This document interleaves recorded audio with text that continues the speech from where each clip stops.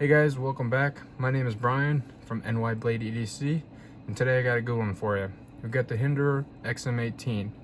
This specific model happens to be a fatty version, as you can see marked there on the flipper tab, the F for fatty, and it is a Gen 6 with a tri-way pivot system, 20 CV steel.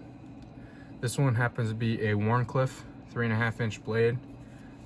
It's got a 4.72 inch handle, and overall it is 8.25 inches. When you feel this thing, it's got a good weight, 5.8 ounces. Nice hefty feel to it. Doesn't feel overbearing. So in the pocket, it's not bad. It sits nice.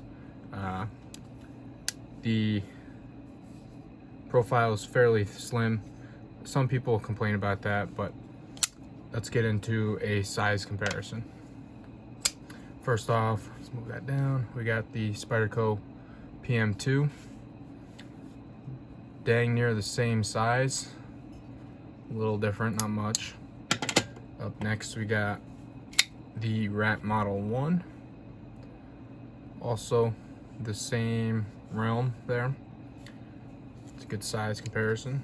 A lot of people have the Rat 1, so I like to use it. And then the Benchmade 940, specifically 940-1. This one's a little shorter, but not by much. So 3.5 inch blade, 20 CV steel. You get titanium lock bar here, steel lock face, lock bar insert there, as you can see. Nice lockup. This thing is running on bearings.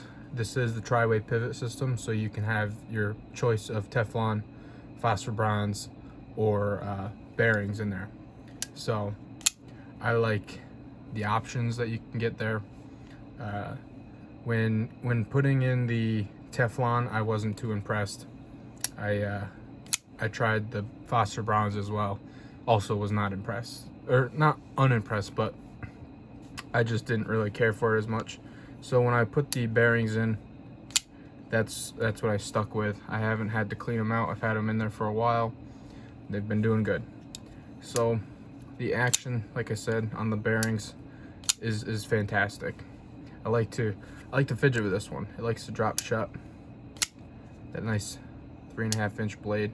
The fatty has a thicker blade stock than the regular one, obviously. So just that little extra added weight with them bearings makes it drop shut very nicely.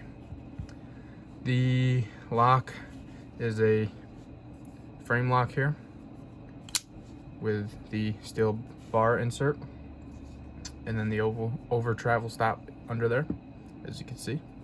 So you won't bend that lock out too much. That's Hinderer's patent, actually, which is something I learned recently. I want to get into the rating system for this. This one scored pretty nicely, actually. Obviously, with Hinderer, you get a very nice knife. So for the size, you get a 3.5 inch blade.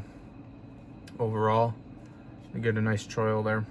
But 3.5 inch blade, just under 5 inch handle, about 4.75 inch handle. Makes good size for everyday carry. The weight is manageable, so I gave it a size rating of 16 out of 20. And for ergos, so ergos, a lot of people are going to get mad at me for this. Obviously the ergos, when you get it right, feel great. They're very good, but I think this, no pun intended, is a one race pony, or one trick pony, excuse me. Jesus, I'm not even getting my things right here, but yeah, one trick pony here. You have to get it right. For my hand, at least my hand, all opinion here. For my hand, I have to get it in a specific position for this to feel good. Any bit far forward, I feel a little weird in the index and ring or middle fingers area, right where that little hump is for the choils. And then when you choke up, that right there makes a very bad hot spot for me on my ring finger, or my, geez, I keep saying that, my middle finger. So if that was actually rounded more or completely flat, that would have been better, because when I choke up, I feel that.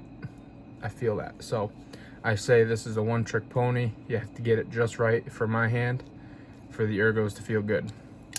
So that got a rating of 12.5, which is still fairly good for those issues. Now with fit and finish, it's Rick Hinderer.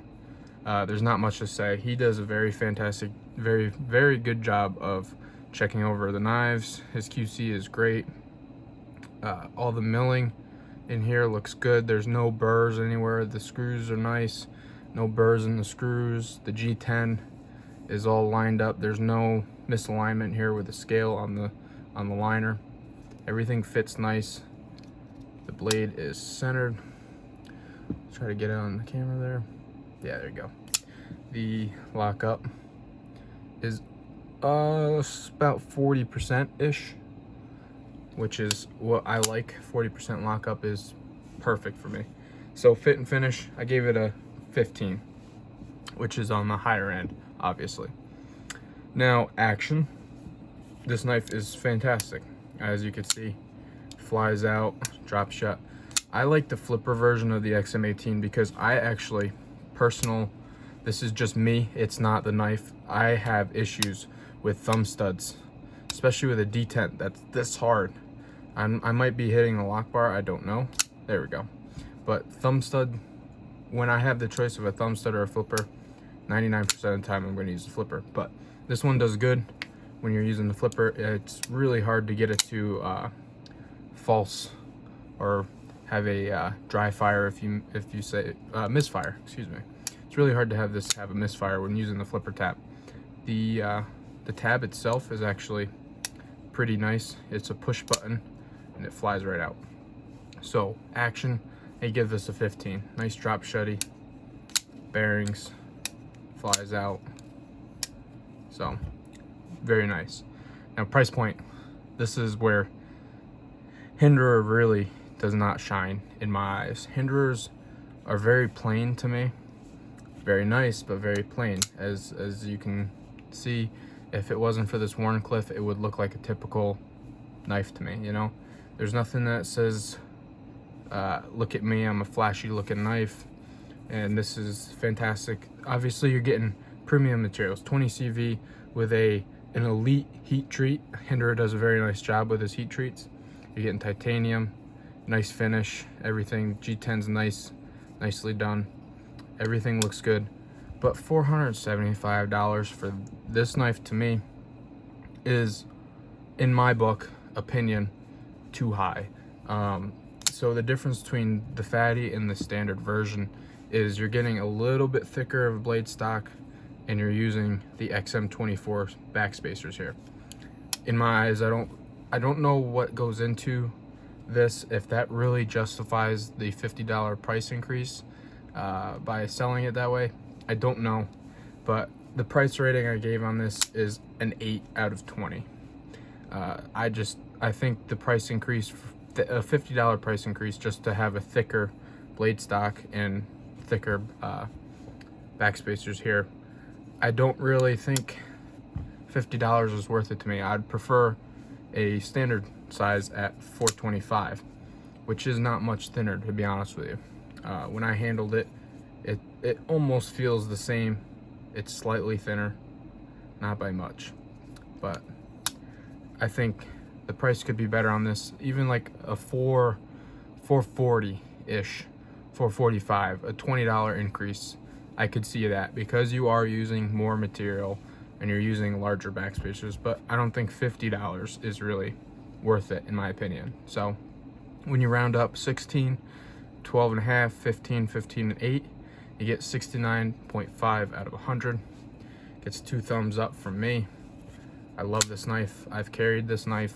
This has kicked out 2 other XMs out of my collection, namely an XM24 and a Gen 4 XM18. This has kicked it right out. So my only Hinderer, I love this knife, specifically the Wharncliffe with the Gen 6 tri-way pivot. That just makes it so much better of a knife, in my opinion. And I want to thank you guys for watching. Subscribe if you haven't done so already. Leave a like, comment, and I hope to see you guys for the next one. Thanks for watching, guys.